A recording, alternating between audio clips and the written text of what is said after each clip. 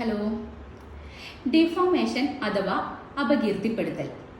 ഏതെങ്കിലും ഒരു വ്യക്തി നിങ്ങളുടെ റെപ്യൂട്ടേഷനെയോ സോഷ്യൽ സ്റ്റാറ്റസിനെയോ കളങ്കപ്പെടുത്തുന്ന രീതിയിൽ തെറ്റായ ഒരു പ്രചരണം സോഷ്യൽ മീഡിയയിലോ അതല്ല വാക്കാൽ മറ്റുള്ളവരോട് പറയുകയോ ഇനി അതുമല്ല എഴുത്തിലൂടെ റിട്ടണിലൂടെ നിങ്ങൾക്ക് അപകീർത്തിപ്പെടുത്തുന്ന രീതിയിൽ പ്രചരിപ്പിക്കുകയോ ഇല്ലെങ്കിൽ പബ്ലിഷ് ചെയ്യുകയോ ചെയ്യുകയാണെന്നുണ്ടെങ്കിൽ ഇത്തരം സാഹചര്യങ്ങളിൽ ഈ വ്യക്തിക്കെതിരെ രണ്ട് രീതിയിൽ നിങ്ങൾക്ക് നിയമ നടപടി സ്വീകരിക്കാവുന്നതാണ്.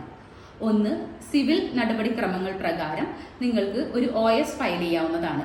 ഇതിൽ പ്രകാരം നിങ്ങൾക്കുണ്ടായ മാനനഷ്ടത്തിന് ഇയാളിൽ നിന്നും നഷ്ടപരിഹാരം ഈടാക്കാവുന്നതാണ്.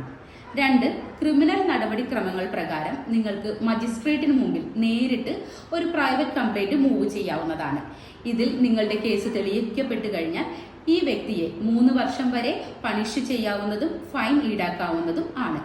അതുകൊണ്ട് നിങ്ങളുടെ സ്റ്റാറ്റസിനെ കളങ്കപ്പെടുത്തുന്ന രീതിയിൽ അല്ലെങ്കിൽ നിങ്ങളുടെ സോഷ്യൽ സ്റ്റാറ്റസിനെ റെപ്യൂട്ടേഷനെ കളങ്കപ്പെടുത്തുന്ന രീതിയിൽ ഇത്തരത്തിൽ എന്തെങ്കിലും ഒരു സാഹചര്യം ഉണ്ടായാൽ നിങ്ങൾക്ക് കോടതിയെ സമീപിച്ച് ഈ രണ്ട് രീതിയിൽ നിയമ നടപടി സ്വീകരിക്കാവുന്നതാണ്.